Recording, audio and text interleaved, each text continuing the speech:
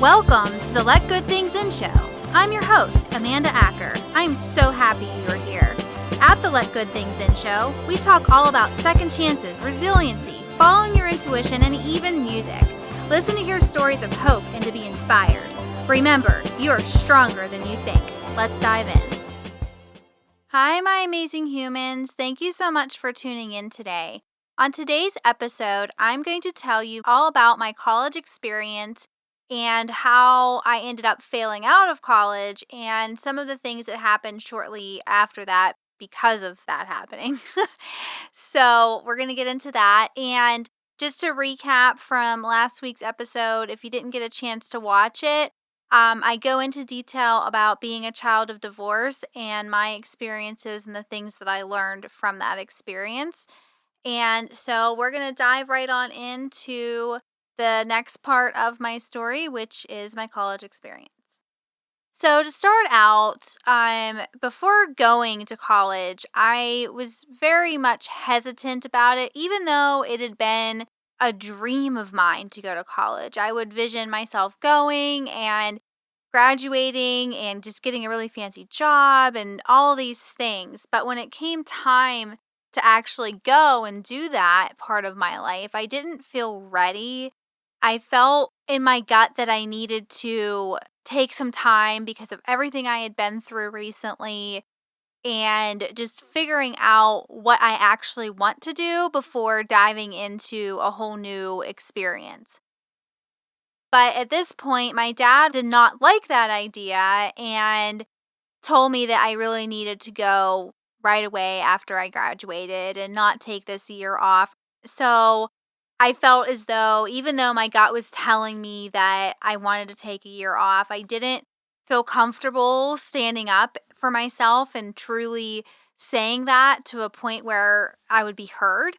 So I just kind of hid that part after so many times of asking if I could take a year off. I just gave up on it. I gave up on myself. And so I go to college, and when I first arrived, when I first arrived to college, it was one of those things where even though I was surrounded by my dad, my stepmom was there, my boyfriend at the time and a good friend of mine at the time were all there with me for this experience, but in some ways it made it even more hard on me. And mind you, I went to college 2 hours from home, so I wasn't in a different state. It was very much attainable if I wanted to come home for a weekend. But to me, it was as if I was on the complete other side of the country. For some reason, it was very hard for me to say goodbye and to let go of that and to be on my own in that way.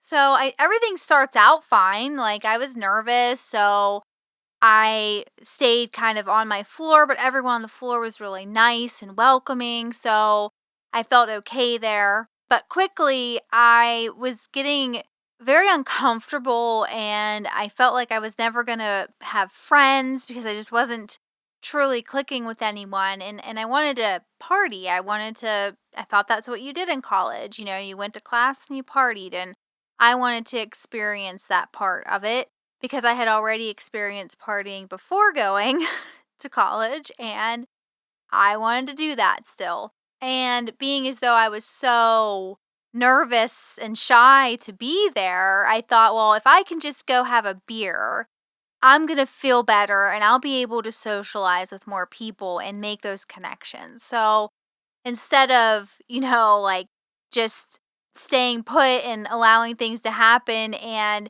hang out with the good people I had met, I chose to seek out the bad people because I felt in that time of my life that that's where I belonged. I had this pull, almost like I needed to be with those types of people. I didn't belong anywhere else. So with that, my roommate at the time was, I feel like we were polar opposites, right? She's a cheerleader. I wear black. She was into going to the games, obviously, because she was a cheerleader and country music. And I wanted to listen to metal and Blink-182 every single day, all day long at very high volumes. Smoke cigarettes, all these things. So me and her kind of just started to butt heads. And this one day, I found out about this dance club that was near college, and I decided that I wanted to go. But I still hadn't broken out of my shell at this point, so I was still hanging out mostly with the people on my floor. I hadn't been able to hang out with the so-called cool kids. So in that, I asked these two guys that I trusted to take me there. So we go, and I remember handing them my keys and telling them, "Do not allow me to leave with anyone. Don't allow me to do that." And they agreed, and we go in, and of course they were like wallflowers. They just stood there, and I'm like, "Yay, party." Like Amanda's like dancing, and I'm so excited, and there's all these people, and I just felt like almost as if like I was at peace in that moment. And even though I was a super shy person, but I was in a sea of people who didn't even know me and were coming up to me and dancing with me, and it was just a totally different atmosphere for me. And so I end up meeting this guy there, and we're dancing. It was so much fun, and he says, "Hey, do you want to leave and go to this party?" And I'm thinking, okay, like I can get a beer finally, because I couldn't drink at this club. So I go back to my friends and I asked them, I said, "Can I have my keys? I think I'm going to leave with this person." And even though they promised me they wouldn't let me leave with anyone but them, they just didn't even blink an eyelash at me and handed me my keys. And even though, like, in that particular moment, I definitely did not have this thought cross my mind, but looking back, that's when my trust for people really started to dwindle, and I started to not believe anything anyone told me because I didn't feel like anyone actually cared at that point because I thought those guys were my friends, like true friends, and they didn't follow through on that promise. So we're leaving, and I get into this guy's car, and I'm thinking, woohoo, party, and and then we get to this house. I don't even know how far away I was from campus or anything that I knew. So we ended up there, and we go in, and I'm looking around, and it looks like a family home, like parents and kids live in this home, or brothers and sisters or something. And I notice all these beer cans, but then I start to notice like, there's nobody else here. And I instantly got extremely uncomfortable. And I knew I needed to get out of here. But I asked him something along the lines of, like, when's everyone else getting here? And don't remember what he said to that, but I do remember sitting down on his couch and we were watching something on TV. And then he assaulted me. And I remember there was this coffee table like right next to us, and we were pretty close. The couch was fairly close to it. And I remember thinking to myself, if I can just push him off of me, I can throw him into this coffee table. And I just kept pushing and kicking and whatever I could to get him off of me. And finally, I don't remember how it happened, but he did. And I said, "Please just take me home." So then, after I'd been attacked by this person, I, for some unknown reason, trusted him that he was going to take me back to my dorms. Looking back, I would have screamed at myself. It was a really bad decision that luckily did not turn out bad. He did take me to the dorm. But I remember by this point, it's like 5, 6 o'clock in the morning, and I'm just arriving, and I had on my clubbing clothes, like bright red pleather pants and some ridiculous shirt. But I'm walking across campus so devastated and embarrassed, shame, like true deep shame for what I felt I had just done. Not what he had done to me, but what I had done to put myself in that situation that could have had me killed.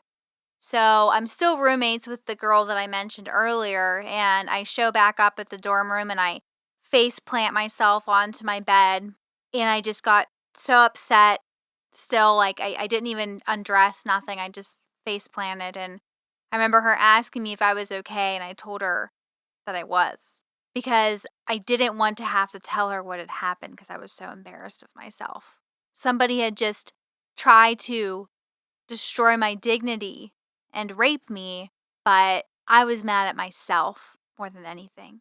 Shortly after that had happened, me and this roommate decided that we could not live together very much longer because of my lifestyle versus her lifestyle, right? And I thought that was the right choice to make. Instead of trying to make it work with her and trying to check out some of the things she does and build that relationship with her, I walked away because it was easier to do that.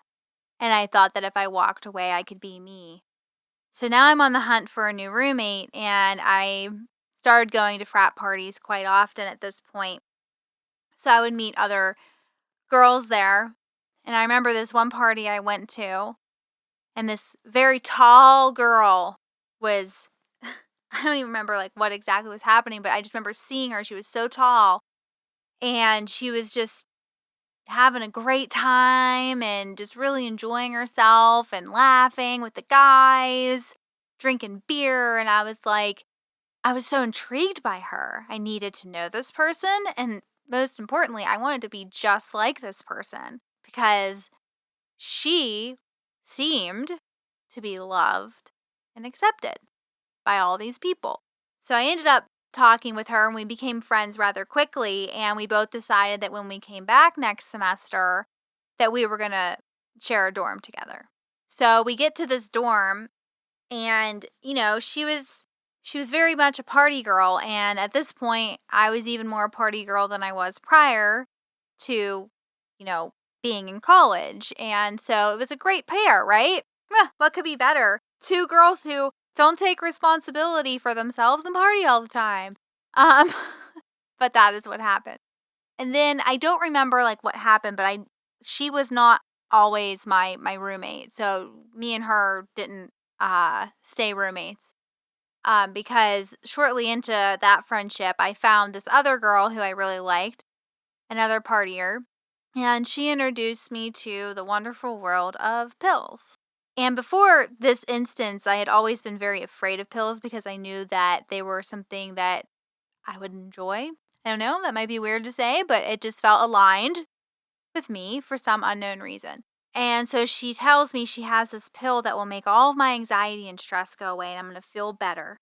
I'm going to feel like I fit in somewhere finally. So I do that with her, these Klonopins is what it was. And I instantly felt better. It was like, oh my goodness, like finally I feel okay. This is what I needed. This is the ticket. Like this is going to take me to where I need to be so that I can be loved and accepted by everyone who ever enters my world. So I just kept taking them in any way. Snort them, eat them, whatever, any way I could. But one day, when I should have stopped, I didn't. I remember taking them and then having all this fun, and then other pills got mixed in there and falling asleep. The next morning when I wake up, I thought, like, it's the next day. So whatever happened last night, like, that's out of my system. Okay. So then this one person had asked me if I wanted to step outside that morning and smoke a joint. And I was like, well, yeah, sure. And we go out there to do that. And I remember I hit it once, and then the whole world had these rainbows. I remember going, whoa. And in the same breath and moment that I saw and reacted to it, I no longer had any functioning of my body. I was on the ground, puking, literally saw my life flash before my eyes. And if it wasn't for the person who was with me, this also would have killed me. So the ambulance came, the whole thing, big scene. I get carted off to the hospital. But what I didn't realize was happening is that I was literally sabotaging myself at any point because I truly thought that if I went against myself and did what was cool instead of what was right, that was somehow going to fix all of my problems. That was somehow going to make me happy. Every time I tried, it failed. Every time I thought I had it, I was in my dorm room alone, crying over something. I was missing days of my life because I was doing so much drugs. I was not going to class because I couldn't get up in the morning and face it. I was literally destroying myself, and I kept making these choices that kept landing me in scenarios that I shouldn't have survived. But all I wanted was someone to love me. But in the end, I ended up failing out of college. And at first, I was slightly relieved. I was like, okay, now I can get my life in order. Now I'm away from all that. I can come home and I can go back to my house that I grew up in, and life will go on and it'll all be okay. Kind of like whatever happened in college stayed in college. When I came home, what I did not realize is that shortly after this happening, my father was selling that house and living elsewhere, but there was no room for me. I don't remember ever being asked if I wanted to stay there with them. So now I failed out of college and now I'm living in this house that's empty. It's just me and the cat. And on top of that, I would wake up and there would be strangers in my house because the realtor was showing the house and I wasn't aware. So I started thinking to myself, well, I can't stay here because soon enough it's going to be gone anyway. I need to find some place to go. But I don't believe I had a job. I may have, but it wasn't enough money to support myself. So I would need someone to live with. And so I ended up dating this guy who was much older than me. When I say much, I want to say he's about 10 years older than me. And he says, well, you can come and stay. I was talking to him. We kind of were dating or whatever. And he said that I could come and stay with him in his apartment. But I couldn't bring my cat. And I had to go from my home to a shoebox apartment that wasn't mine in the blink of an eye. And I remember this one night before I moved out and in with this person, I told myself I had to go back to college. I couldn't not go. So I called the school or somehow found out that I could get this loan, but my dad would have to sign off on it or co-sign it. So I called him thinking, oh, he's going to say yes. He believes in me, but he didn't. And I think in that moment, I gave up. I gave up on me. I gave up on believing that I was good enough. So I moved in with this person. And at first it was fine. We got along, seemingly normal relationship, but he started to get kind of forceful with me and certain things would make me uncomfortable, but it was okay because I figured, maybe eventually I can make enough money and get my own place, or I don't even know, but I was like, it's fine, it's whatever. I deserve this, right? I can't go anywhere else.